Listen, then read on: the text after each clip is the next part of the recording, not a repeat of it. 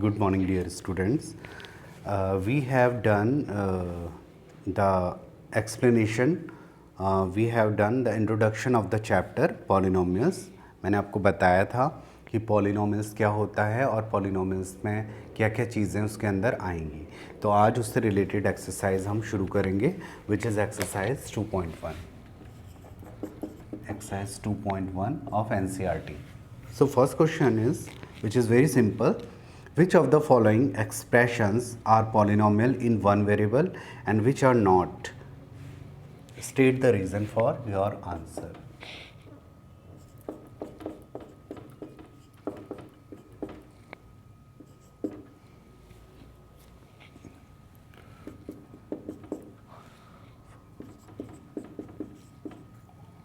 So first is 4x square minus 3x plus 7 and second is y square plus root 2.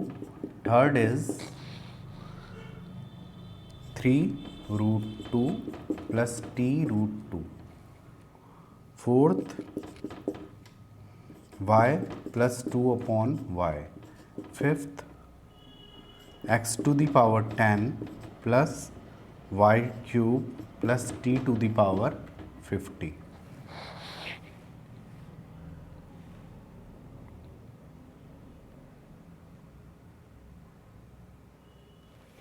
So just check कि कौन कौन से इनमें से पॉलिनोमियल होंगे. तो मैंने आपको बताया था कि पॉलिनोमियल्स हमेशा वो अलजेब्रिक एक्सप्रेशन होते हैं जहाँ वेरिएबल की पावर एक होल नंबर होती है. तो यहाँ पर वेरिएबल की पावर 2 है, यहाँ पे 1 है. So yes, this is a polynomial. यहाँ भी वेरिएबल की पावर 2 है, ये पॉलिनोमियल होगा बिकॉज 2 एक होल नंबर होता है. यहाँ देखिए, यहाँ पर वेरिएबल टी है और उसके ऊपर रूट लगा है. रूट का मतलब पावर 1/2. सो फ्रैक्शनल पावर है यहाँ पर वेरिएबल की, इसलिए पॉलिनोमियल नहीं है. ठीक है. उसके बाद है ये, इसको हम ऐसे लिखेंगे. मैंने आपको कल भी बताया था कि y की पावर -1. ठीक है. उसके बाद आता है ये. तो ये तो पॉलिनोमियल नहीं होगा ना. It is not a polynomial क्योंकि पावर में माइनस आ गया. ठीक है. माइनस तो होल नंबर्स में नहीं आता है. यहाँ पर वेरिएबल की पावर 10 है, यहाँ 3 है, यहाँ पर 50 है. तो all these powers are whole number. So this is a polynomial. ये हो जाएगा आपका. अब आपको लिखना कैसे है, आप इसका एक्सप्लेनेशन ऐसे लिख लेना. फर्स्ट वन इसके, या फिर आप ऐसे लिख लो.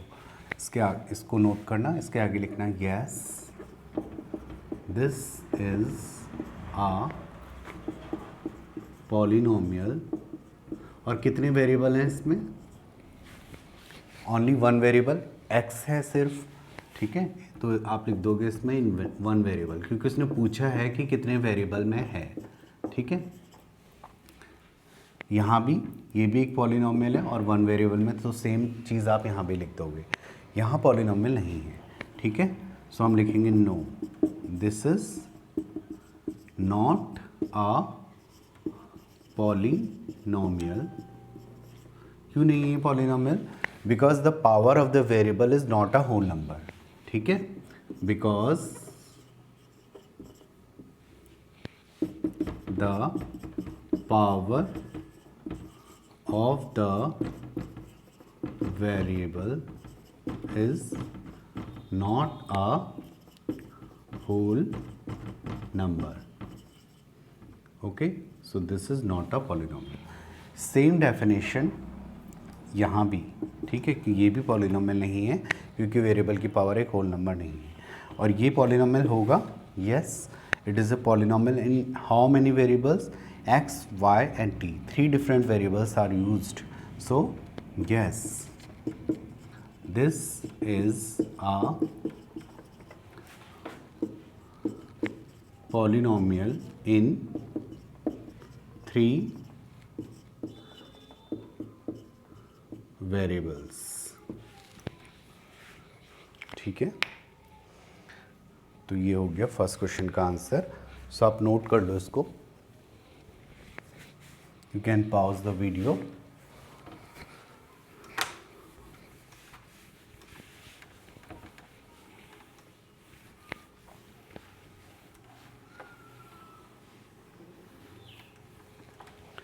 इसके बाद आता है question number 2। Question number 2, right the coefficient of x square in each of the following polynomials.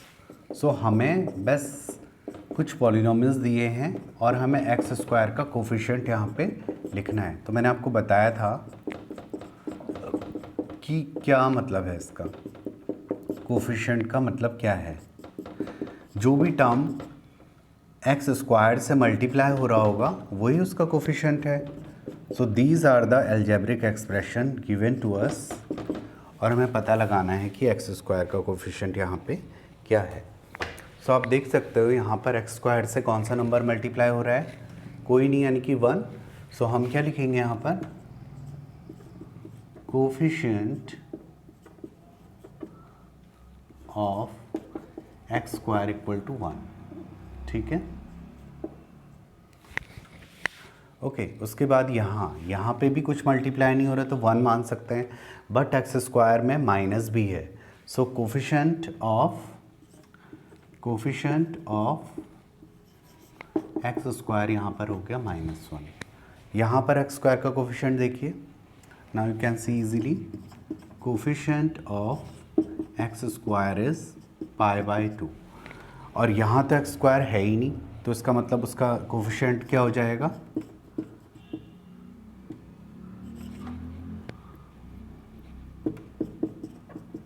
0, क्योंकि हम इसको ऐसे तो लिख सकते हैं ना अपने मन से, 0 × x square.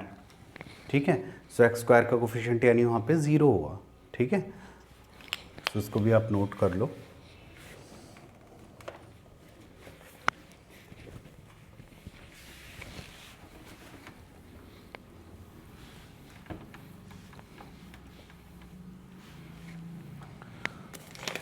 After this question number 3।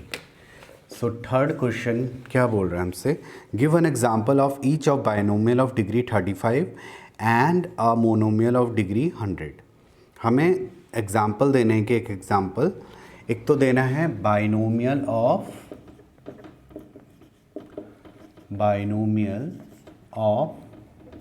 Degree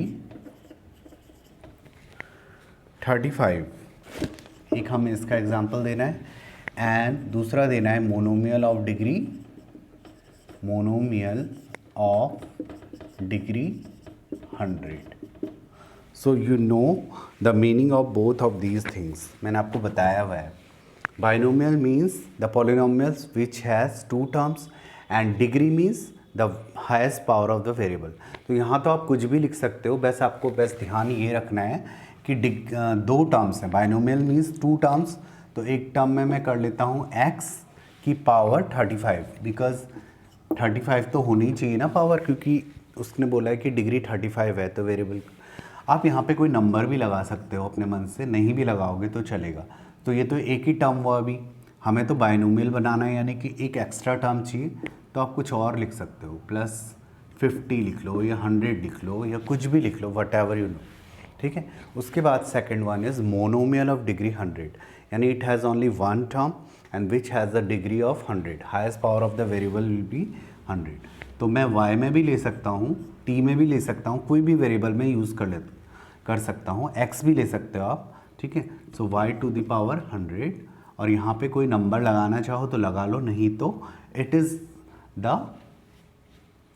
answer itself. ठीक है, चलो मैं लगा लेता हूँ, वैसे यहाँ पे 5 लगा लेता हूँ। ठीक है, so this is a monomial because it has only 1 term and it has the degree of 100 because the highest power of the variable is 100। So this is the answer of the question number 3। तो ऐसे आपसे exam में कोई भी पूछ सकते हैं। Write the degree of each of the following polynomials. So we have question number 4, जहाँ पे वो हमसे पूछ रहा है इन पॉलिनोमियल्स की degree. So this is very simple question.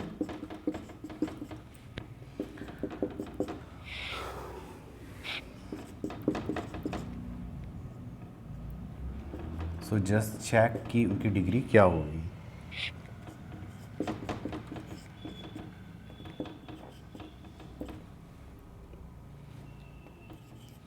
So just check, पहला फर्स्ट पॉलिनोमियल, इसकी डिग्री। What is degree?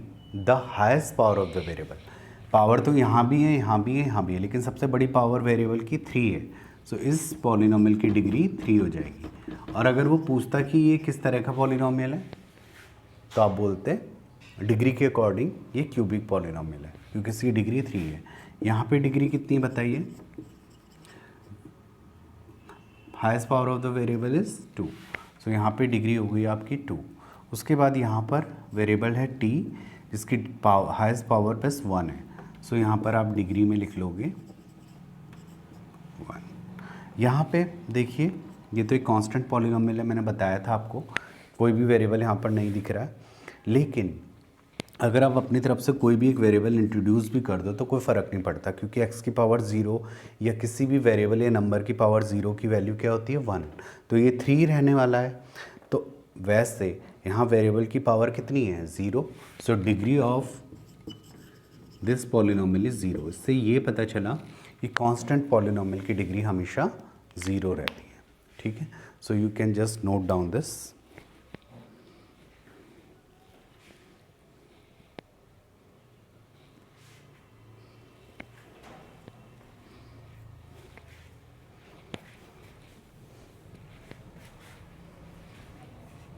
इसके बाद हमारा एक क्वेश्चन और है सक्सेस का, क्वेश्चन नंबर 5।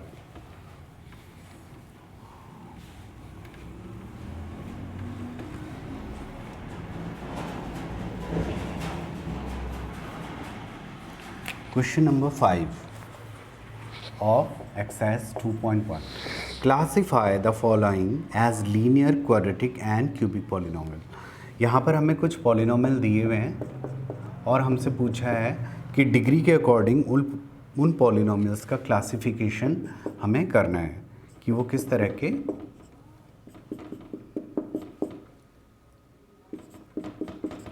पॉलिनोमियल्स होंगे according to the degree. So you can just think about this, तब तक आप अंदाज़ा लगाओ।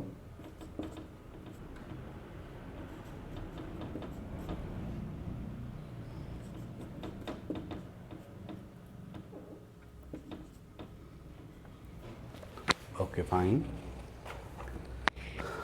सो जस्ट सी, ये पॉलिनोमियल किस तरह का पॉलिनोमियल होगा?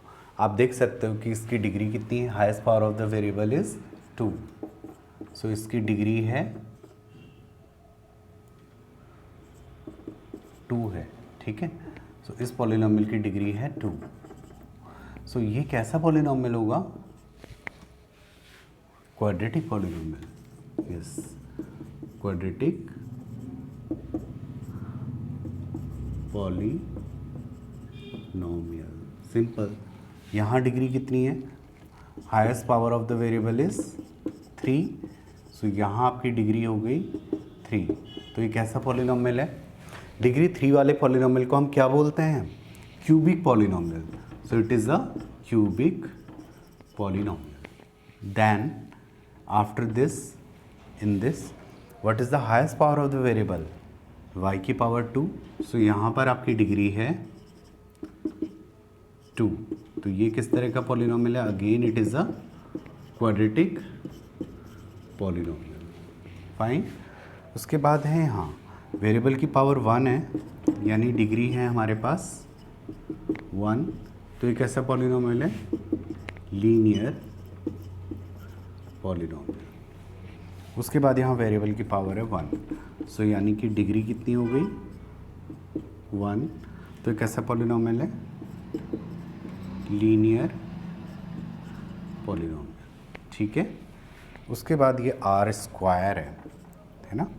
सो डिग्री हो गई इसकी 2 और ये हो गया आपका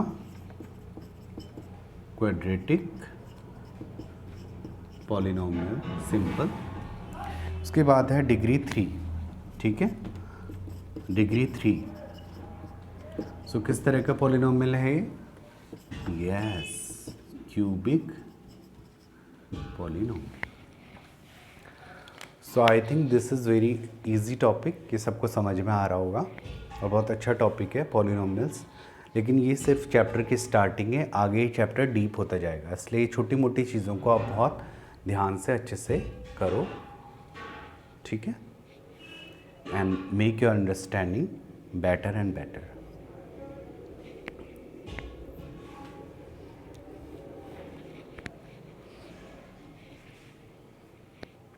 So thank you so much for today.